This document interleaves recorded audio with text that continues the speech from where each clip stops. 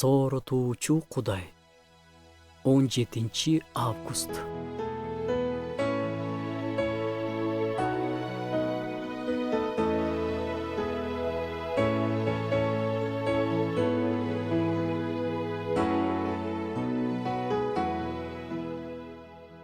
Лука жазган жакшы кабардын 5-бөлүмүндө Исанын атасы менен жалгыз калуу үчүн ээн жерлерге көп барганы айтылат.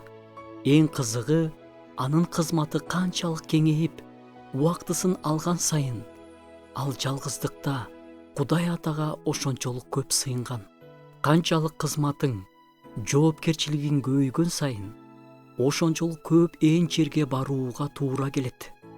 Ошондой жерде жалгыздыкта, тынчтыкта болуу бардыгын таразалап, ойлонуп, пландаштырып, Кудайга терең сыйынууда болуу абдан пайдалуу.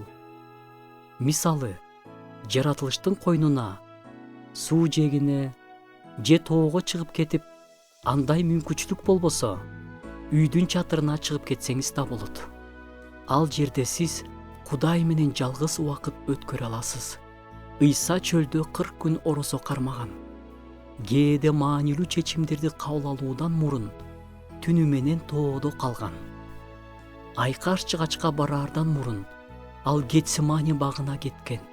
Анткени жоопкерчиликтүү, ийгиликтүү адамдар Кудайдын сүйүүсүнө жуунуп, эмоционалдык жактан сергип, асмандагы Атага ого бетер жакындай турган жана чечимдерин бекемдей турган жайга муктаж.